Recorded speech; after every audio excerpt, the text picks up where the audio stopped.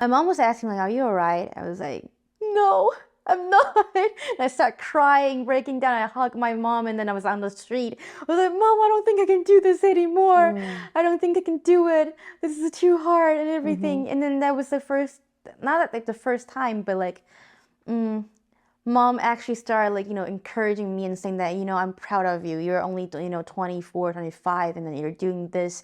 When I was at your age, I never really think about buying a house and everything. And the words that she gave me really kind of like was really, really encouraging. And Mm. because growing up, she was mostly, most things that she said was kind of like negative, like criticizing, even though it's from a Yeah. good place, but that's typical Asian parents.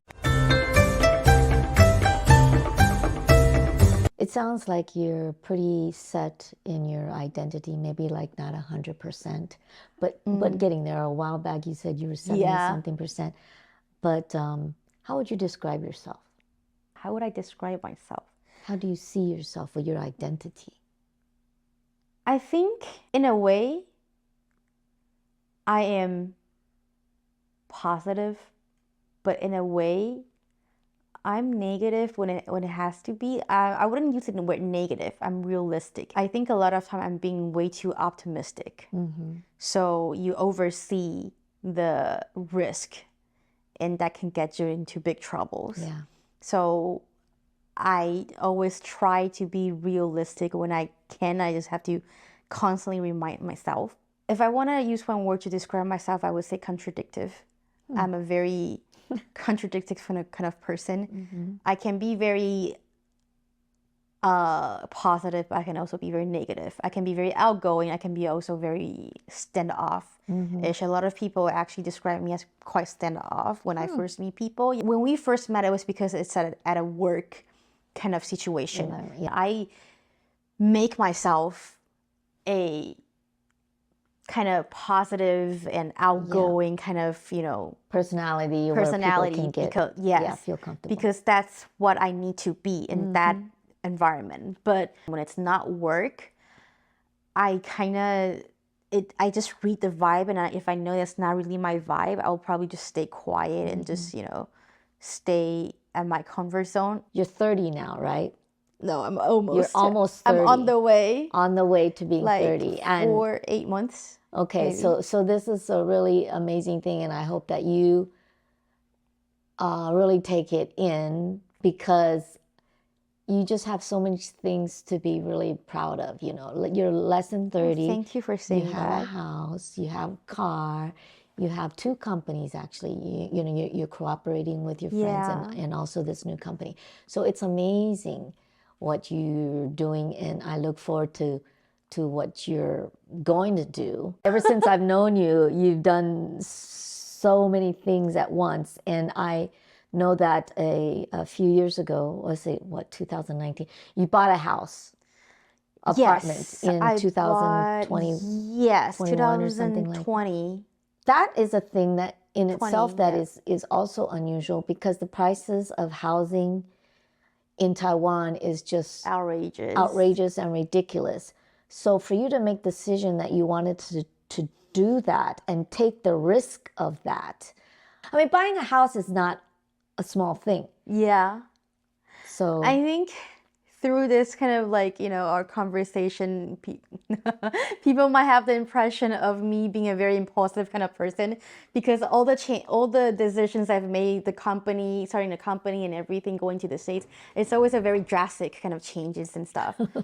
So as this decision of buying a house, starting from the idea of buying the house till I actually pay the deposit of buying the house, it's only 2 weeks. Oh, so there was no thoughts. You just So impulse buy.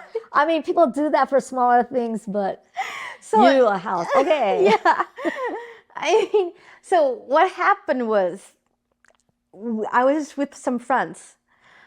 I hang out with them a lot at that time. And then they're kind of like my comfort zone and everything. So one of them, actually 2 of them, they all have mortgage to pay. But because the parents bought the house and they're just like sharing the mortgage and everything. And then I was like 24 at that time, and I was like, oh my God, I'm 24 years old. and they're pretty much the same age as me. One of them is even younger than me, and they're paying mortgage already. And what am I doing with my life? Like, I have nothing. Like, what am I doing? And I went home and I talked to my dad, and I was like, Dad, I think I kind of want to buy a house. And my dad was like, okay. And he said, well, it's not a bad idea because it's kind of like an investment, you know. And then he agreed because he thinks that buying a house kind of grounds you down.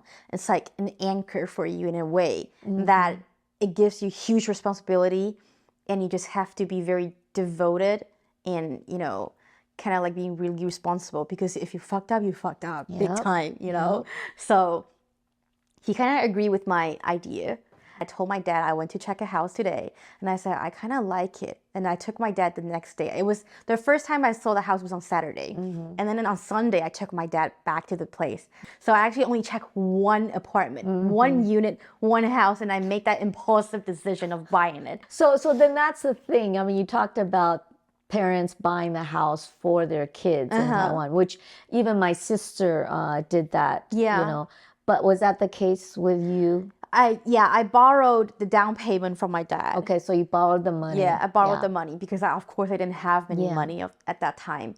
So I borrowed the money, and then we paid the down payment. He paid the down payment and everything, and then the rest of the money was pretty much just mortgage, and then like personal loans to do all the interior Design, the design and everything. To pay for the mortgage, you had how many jobs?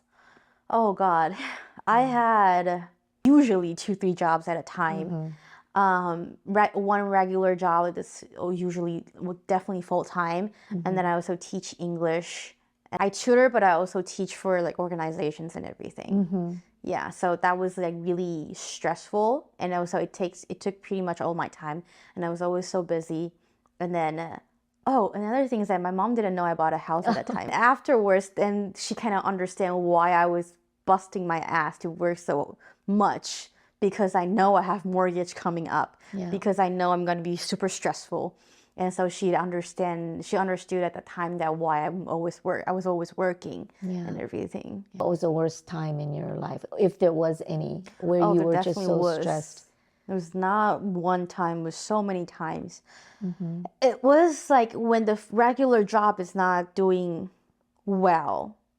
And then it was that when you know, because I was always teaching English and teaching kids, and it's not as easy as people think it. I mean, it depends on how you see the job. But to me, it wasn't easy in a way that I always want to be inspirational to people. I always want to inspire them to learn, because when I was a kid, I know how it feels like to be forced to learn things.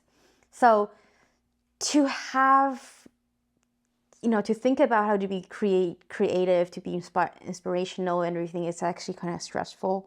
And then to also need to think about things with my regular job, that's also stressful.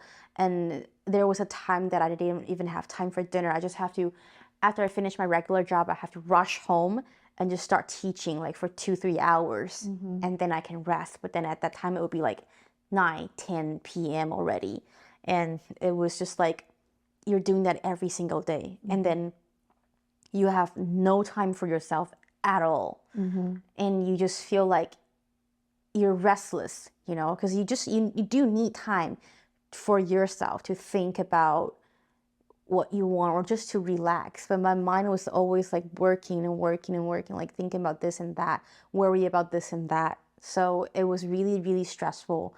And I had a couple of breakdowns, of course. I remember just one time, my mom came by and dropped off some food and everything, because she knew that I didn't even have time to eat or to cook or do, and I was just having 7-Eleven like microwave food and everything. So she just like brought like homemade like bread or food and everything. And then I remember I had a broke down. I hugged my mom, and my mom was asking like, "Are you all right?" I was like, "No, I'm not." And I start crying, breaking down. I hugged my mom, and then I was on the street. I was like, "Mom, I don't think I can do this anymore. I don't think I can do it. This is too hard and everything." And then that was the first, not like the first time, but like mom actually started like, encouraging me and saying that, I'm proud of you. You're only, 24, 25, and then you're doing this.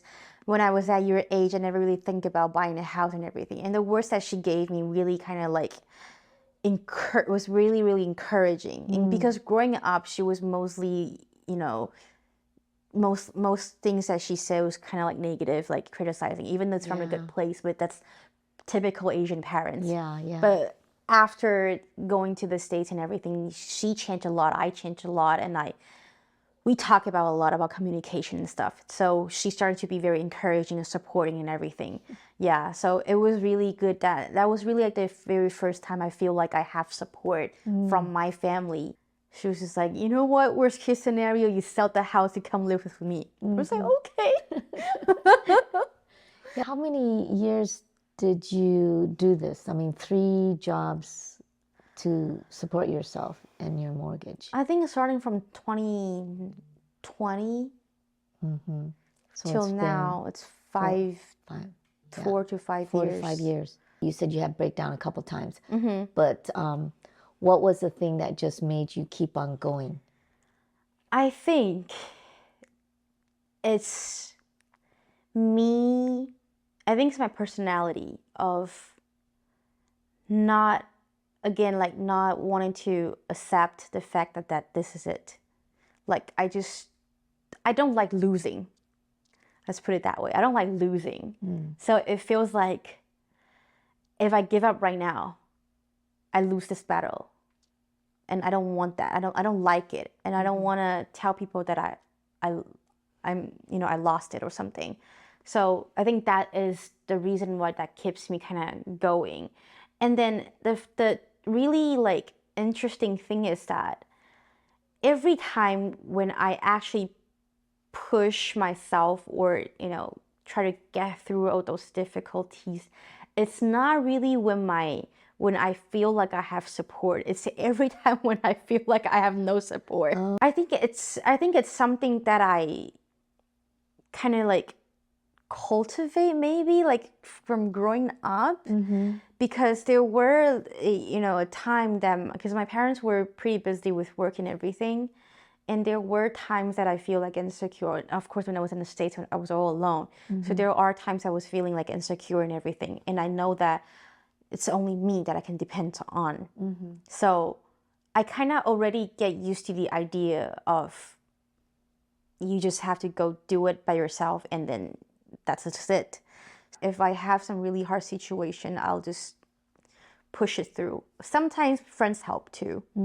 Talking with them, and then they kind of like motivate you, or seeing people working really hard. It's also a thing that kind of motivates me, because you see that, okay, if they can, we're all human. If he can do that, if she can do that, why can't I? There's no reason that I cannot do it. And we don't know if I can do it if I don't actually do it. Yeah, if I don't actually try. If you enjoyed this conversation, please like, share, and subscribe.